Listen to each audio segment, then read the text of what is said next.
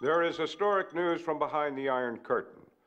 Man has traversed the reaches of outer space, and that man is a communist. Soviet pilot Yuri Gagarin in the spacecraft Vostok 1 successfully lifted off the face of the Earth, flew his craft around the globe in approximately 90 minutes, and landed safely in the Soviet Union. As with the flight of Sputnik 4 years ago, this latest Russian achievement has caught those in the American space program by surprise. The 7 American astronauts of the Mercury space program suddenly find themselves jockeying for second place. It has been reported that either Gus Grissom, John Glenn, or Alan B. Shepard will be the first to fly the one-man Mercury space capsule.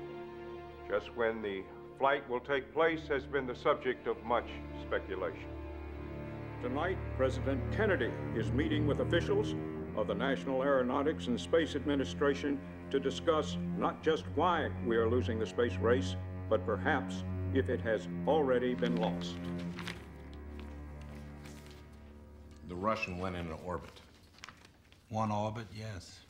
We can't even match that. Not yet. Gentlemen, the President has been keeping up with your hearings before Congress, committees. For the purposes of tonight's meeting, we can dispense with all the small talk. He will want to know how we can catch the Russians, or better yet, leapfrog them. We can put a man on the moon before the Russians. How about that?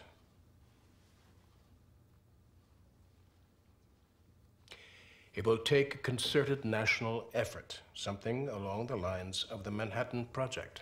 How much would it cost? Somewhere between 10 and $20 billion. Pumping that much cash into the private sector could be very popular.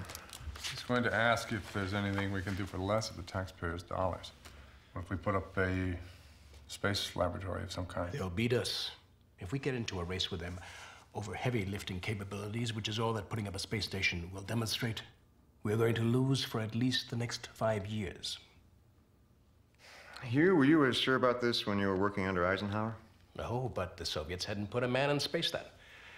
Most assuredly, the moon is their ultimate objective. Red moon, huh? Who wants that hanging over our heads? As head of the President's Science Advisory, I've got to tell him that politics aside, there's no reason to put a man on the moon. The only thing we'll get for our money are some rocks. So put a probe up, scoop some out, bring them back, and tour the world with them for propaganda purposes. You don't need to send a man 250,000 miles away to do that. And it sure as hell won't cost $20 billion.